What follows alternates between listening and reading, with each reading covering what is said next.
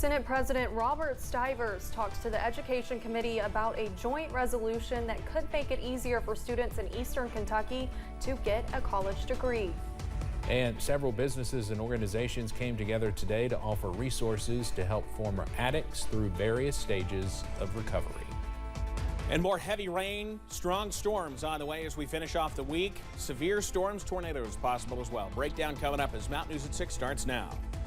Dedicated to Eastern and Southern Kentucky, this is WYMT Mountain News at 6. Good evening again. I'm Steve Hensley.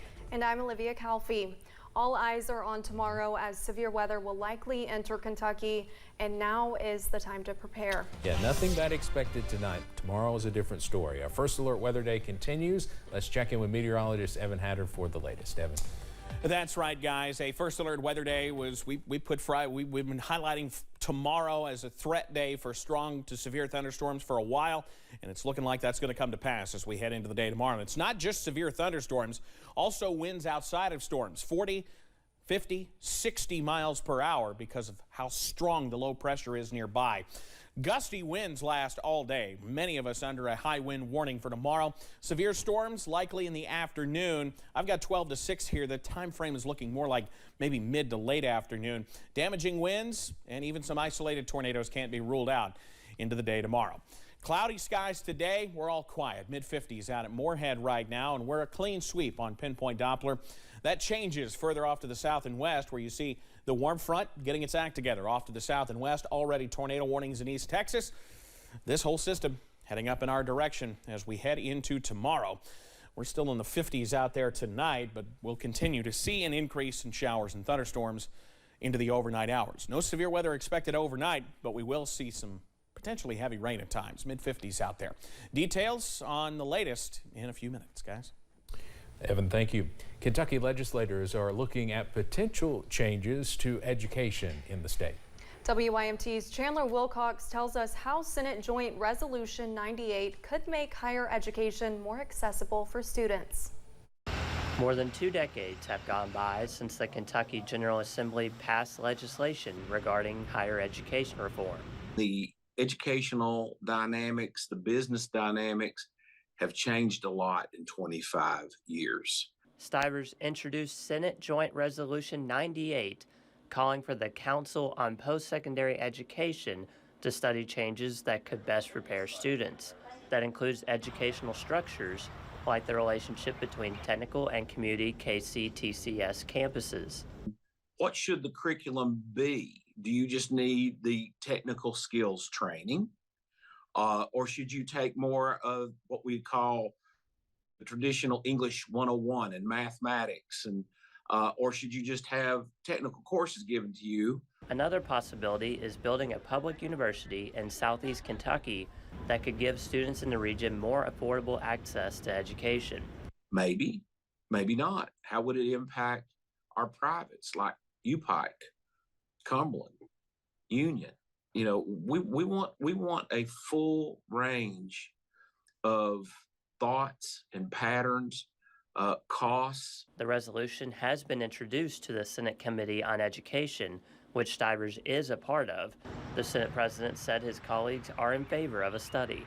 It's my opinion, and I think a lot of my colleagues are, let's have an evaluation up and down the line of post-secondary education.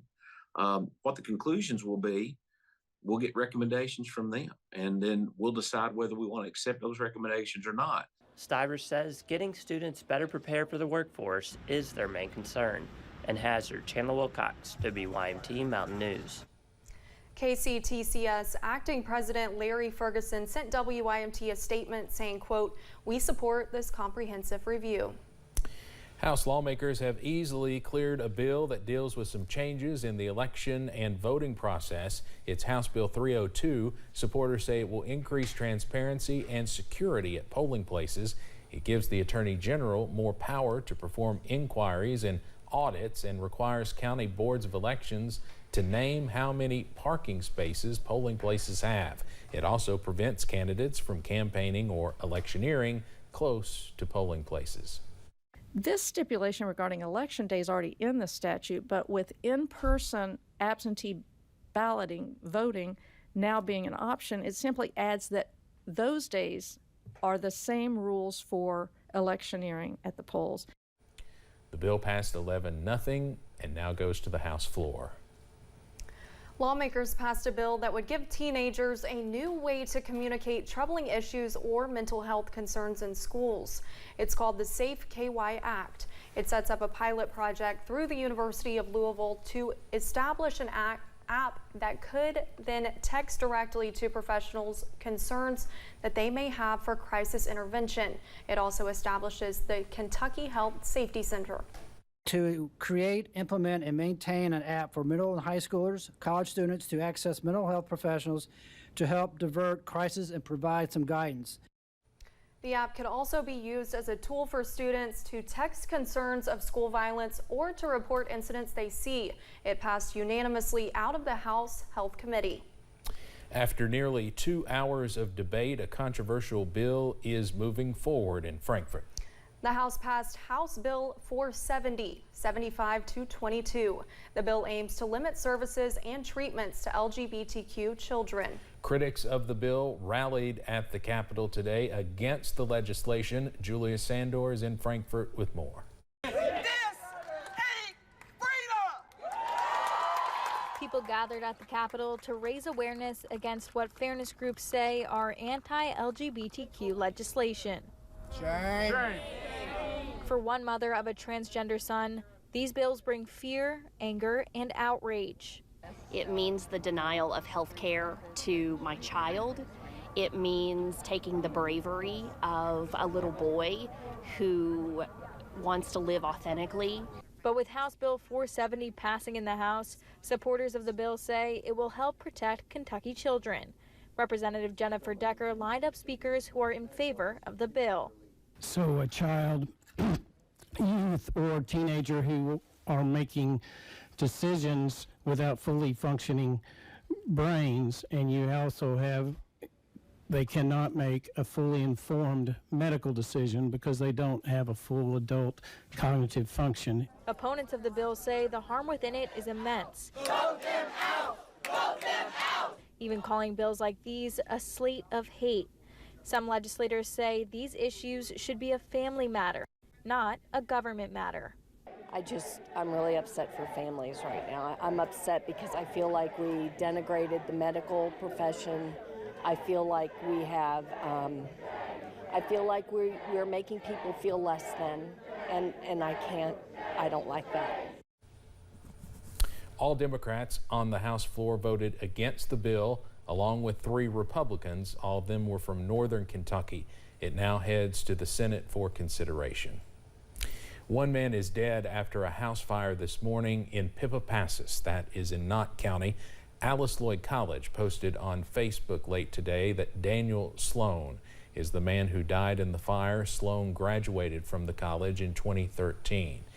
We're still waiting on more information from police about the fire. We hope to have more throughout the evening and tonight at 11.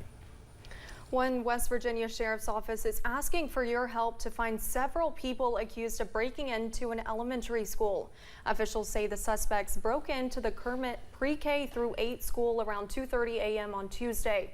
We are told they were inside the building for nearly 30 minutes before stealing money collected from a basketball game.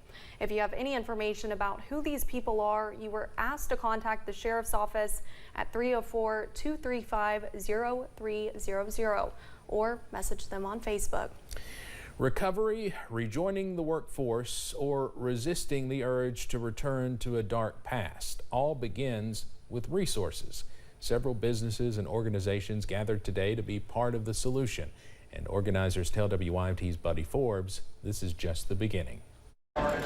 A meeting with a mission to help people in re-entering recovery, re-enter society, and knock down those barriers for them. Eastern Kentucky Concentrated Employment Program's Strategic Initiative for Transformational Employment hosted its first employee resource conference Thursday. So we want to have all these resources under one roof for these participants when they come out. And we want the recovery centers, we want employers to know that they're ready when they hire them. They've got the skills to sustain them. Bringing potential employers, healthcare, and legal services to the Big Sandy Community and Technical College campus, focused on resources for recovery and reentry. You know, they come up and shake my hand and just said, you know, we didn't know that we were eligible for expungement if we hadn't seen your flyer or somebody hadn't shared it. And they're just so grateful. Offering help to people who have been convicted or addicted. We work across the state, knocking down these barriers for these participants in recovery and reentry. We have job developers across the state. We work with drug courts. We work with Department of Corrections. Battling recidivism by getting them connected to the things they need. Participants are just so thankful for these events and the guidance because they don't know where to go to or who to go to. So they're very thankful because this is going to open so many doors for them. To build a future by starting where they are. In Prestonsburg, Buddy Forbes, WYMT Mountain News. Organizer Jimmy Wilson says she hopes to provide more sessions like this in the future, broadening the reach to provide resources all around the region.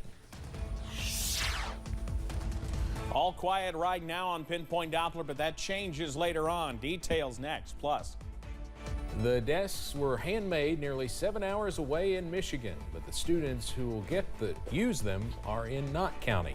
How one group's donation is impacting students here in the mountains.